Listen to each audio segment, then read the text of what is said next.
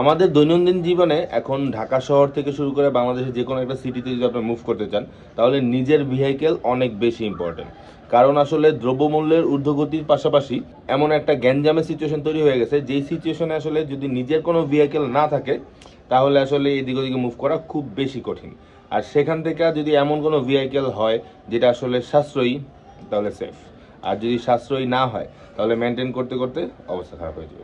আজকে আমাদের সাথে কি আছে বলেন, কে বলতে পারেন? অবশ্য আপনারা না বললেও আমি এখন বলে দিব যে আজকে আমাদের সাথে আছে কে ইয়াদিয়া। তো আজকে 300 ফিটের দিকে যাচ্ছি, এটা শুট আছে, ওই শুট করব আর আপনাদের সাথে ইয়াদিয়া নিয়ে অনেক অনেক গল্প করব। ব্যাটারি ফুল চার্জ এবং সারাদিন থাকবে ইয়াদিয়া আমাদের সাথে। আর এমন একটা ভেহিকেলই আমি চালাইতেছি যেটা আসলে সাশ্রয়ী এবং আমার কাছে মনে হয় যে অ্যাফোর্ডেবল প্রাইসের মধ্যে সবাই নিতে পারবে এবং সবাই অ্যাফোর্ড করতে পারবে এমন একটা ভেহিকেল।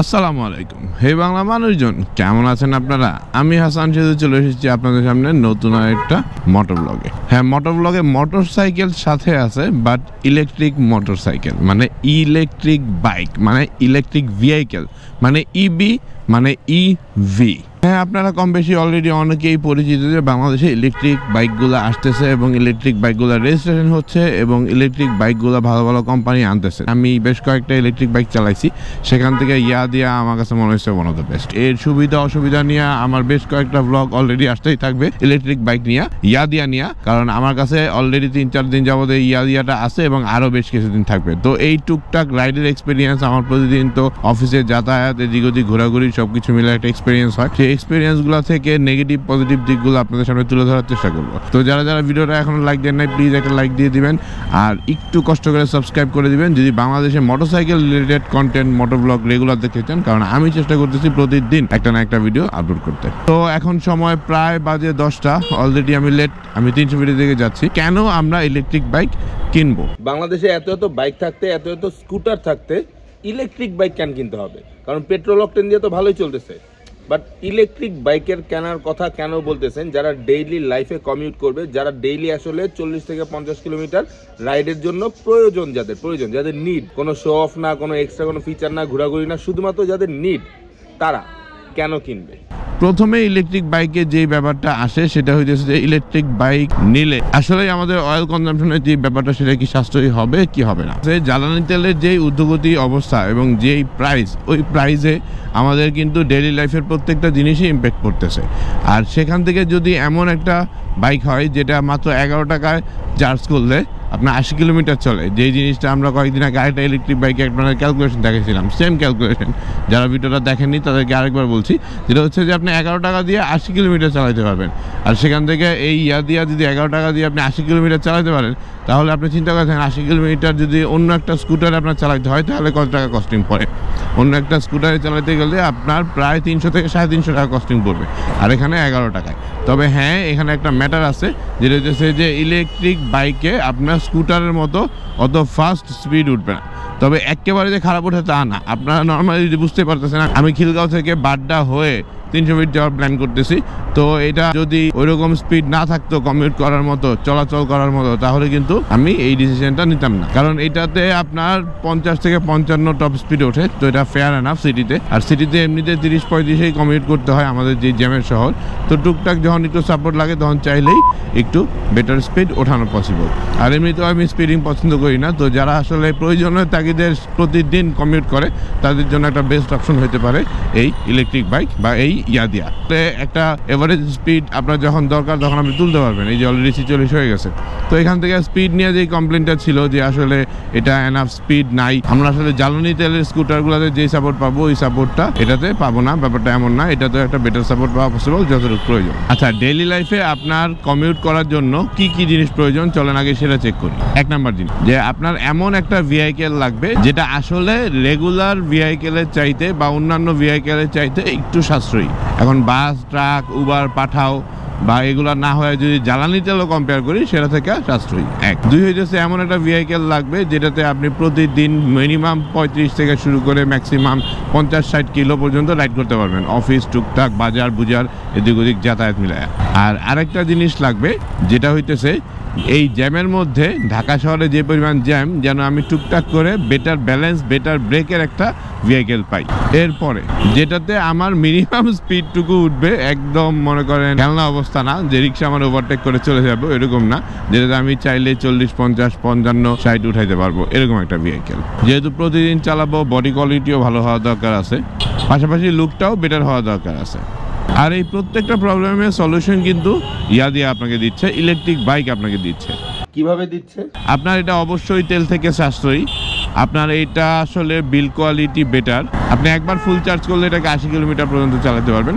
তার মানে আপনি রাতের বেলা যদি ফুল চার্জ দিয়ে রাখেন, আপনার মোটামুটি সারাদিন হয়ে যাওয়ার কথা। যারা আসলে আমরা ডেইলি কমিউট করি, বাজার টাজার, এদিক ওদিকে অফিস, স্কুল, ভার্সিটি, বাজার, এগুলোর জন্য বেটার ব্রেকিং সিস্টেম সহ বাইক লাগবে, যেটা আসলে এটাতে বেটার ব্রেকিং সিস্টেম দিচ্ছে। নাহলে এই যে ঢাকা শহরে যারা এরকম আছে, এদেরকে আপনার মেরে দিতে হইব, সেটাও ইয়াদিয়া আপনাকে প্রোভাইড করতেছে। হ্যাঁ, এখন বাকি থাকে যে আফটার সেল সার্ভিস। ইয়াদিয়া পুরা বিশ্বের সবচাইতে বেশি ইলেকট্রিক ভেহিকেল ম্যানুফ্যাকচারার, এবং গত 2021-এ ওয়ার্ল্ডের সবচাইতে বেশি ইলেকট্রিক ভেহিকেল সেলের সেকেন্ড পজিশনে ছিল।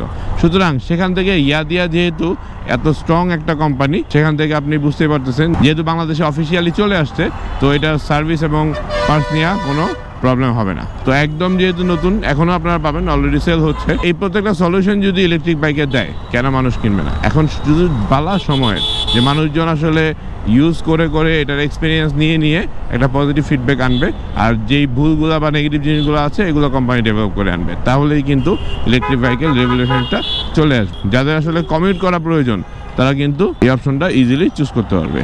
আরেকটা মেইন ইস্যুস হচ্ছে যে ব্যাটারি সাপোর্টটা বেটার দিবে কিনা, ব্যাটারি কতক্ষণ পর্যন্ত সাপোর্ট দিবে, এটা একটা মেইন চ্যালেঞ্জ আছে। মজার ব্যাপার হইতেছে, ইয়াদিয়া কিন্তু তাদের নিজেদের ব্যাটারি, মানে নিজেদের ভেহিকেলের ব্যাটারি নিজেরাই প্রডিউস করে, থার্ড পার্টি কোনো ভেন্ডর দিয়ে নেয় না। এখন নিজের প্রোডাক্টের জন্য নিজে যেই ব্যাটারি বানাচ্ছে, এটা ভালো হওয়াটা স্বাভাবিক, এরকম একটা এক্সপেকটেশন আমরা রাখতে পারি। যদিও আমি 2-3 দিন চালাইছি, আর একদম brand new bike, battery performance খুব সুপার ছিল, বাট এটা আসলে কন্টিনিউয়াস আসলে ইউজ করলে বা লং টার্মে ইউজ করলে বোঝা যাবে ব্যাটারি সাপোর্টটা কেমন হবে। তো ব্যাটারি নিয়ে ইন ডেপথের কোনো ইনফরমেশন দিতে পারছি না, বাট আমার এক্সপেকটেশন হচ্ছে যেহেতু নিজেরা নিজেদের জন্য ব্যাটারি বানাচ্ছে, তো বেটার বানানোটাই স্বাভাবিক। আর এটা নিয়ে সবসময় রিসার্চ অ্যান্ড ডেভেলপমেন্ট হয়, আর যেহেতু ওয়ার্ল্ডের এত বড় একটা ম্যানুফ্যাকচারার, তো এক্সপেকটেশন তো থাকবেই ব্যাটারি ভালো হওয়ার। তবে ইন ডেপথ যদি জানতে হয়, তাহলে আসলে লং টার্মের কোনো এক্সপিরিয়েন্স বা টেস্ট রাইড রিভিউ করা যদি কোনো সুযোগ পাই, তখন জানাবো ইনশাল্লাহ। এটার বডির যে অবস্থা, এটা বডির যেভাবে বানানো, মাশাল্লাহ, এটা নিয়ে অলরেডি অনেকগুলো ভিডিও ভাইরাল হয়ে গেছে। আপনারা যদি একটু চেক করেন, টিকটক থেকে শুরু করে আমার Facebook page, bike BD YouTube channel, bike BD Facebook পেজে, তাহলে দেখতে পাবেন যে এটা বিল্ড কোয়ালিটি অনেক অনেক জোস। এটার যে প্লাস্টিকগুলো ব্যবহার করা হয়েছে, এটা অনেক স্ট্রং। হ্যাঁ, মানে মাঠগাড়ির উপরে মানুষ দাঁড়ায় গেলেও এটা ভাঙে না। তো সব কিছু মিলে এটা সাসপেনশনটাও একটু বেটার লাগছে। ও আরেকটা ব্যাপার যেটা আছে, যে ইলেকট্রিক ভেহিকেল কিন্তু আগে বাংলাদেশে রেজিস্ট্রেশন হইতো না, যার কারণে পুলিশ একটু প্রবলেম করতো, স্বাভাবিক, যেহেতু রেজিস্ট্রেশন হইতো না, তো মেইন রোডে উঠলে পুলিশ একটু ঝামেলা করতো। বাট ইয়াদিয়া কিন্তু বিআরটিএ থেকে রেজিস্ট্রেশন হবে, এবং সে রেগুলার প্রসেসে, তো সেখান থেকে আপনার অন্য কোনো প্রবলেমই আর হচ্ছে না। তো এখানে একটা প্রবলেম রেজ করে, যেটা হইতেছে যে চার্জ দেওয়ার জন্য ইলেকট্রিসিটি কত লাগবে, এটা সবার মনের মধ্যে একটা ভ্রান্ত ধারণা আছে। কয়েকদিন আগেই আমি একটা বাসায় গেছি, আমি যে বাসায় যাব সেটা হচ্ছে 4 তলা, তো নিচতলা হইতেছে বাড়িওয়ালার মিটার, মানে দারোয়ান বলতেছে না চার্জ দেওয়া যাবে না, তো বাইক তো অনেক চার্জ খাবে, প্রিপেড মিটার, এটা হবে না, বাড়িওয়ালা চিলাচিলি করবে। তো আমি তারা কোনোভাবেই বুঝাইতে পারতেছিলাম না যে এটা টোটাল 7 থেকে 8 ঘন্টা চার্জ দিলে মাত্র 11 টাকার ইলেকট্রিসিটি শেষ হয়, বা 11 টাকার চার্জ লাগে এটা ফুল চার্জ করতে। তো সেখানে আমি হয়তো আধা ঘন্টা 1 ঘন্টা চার্জ করব, এতে তার 5-6 টাকার চার্জও পড়বে না। কিন্তু সবার কাছে একটা থর হচ্ছে, আরে বাপরে বাপ, এটা বাইক, বড় একটা ভেহিকেল, তো এটা যদি চার্জ দিয়ে যায়, একটা মোবাইল চার্জ দিতে মতো তার হইব না, এটা অনেক চার্জ লাগবে।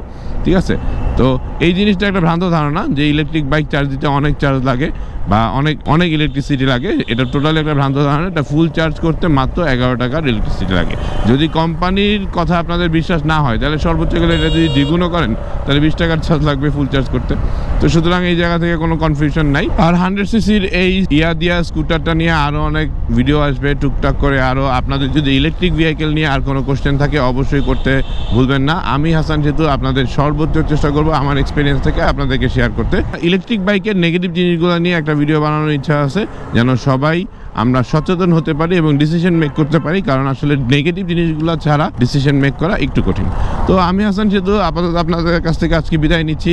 আবারও চলে আসবো যে কোনো সময় যে কোনো জায়গায় ক্যামেরা অন করে। কেন ইলেকট্রিক বাইক কেনা দরকার বা কেন আপনি কিনবেন ইলেকট্রিক বাইক, যদি আপনার কোনো অপিনিয়ন থাকে অবশ্যই জানাতে ভুলবেন না। আর আপনাদের যদি ইলেকট্রিক বাইক নিয়ে কোনো কোশ্চেন থাকে অবশ্যই কমেন্টে করতে ভুলবেন না। আমরা আমাদের এক্সপিরিয়েন্স থেকে সর্বোচ্চ চেষ্টা করব আপনাদেরকে সাপোর্ট দেওয়ার জন্য। আল্লাহ হাফেজ।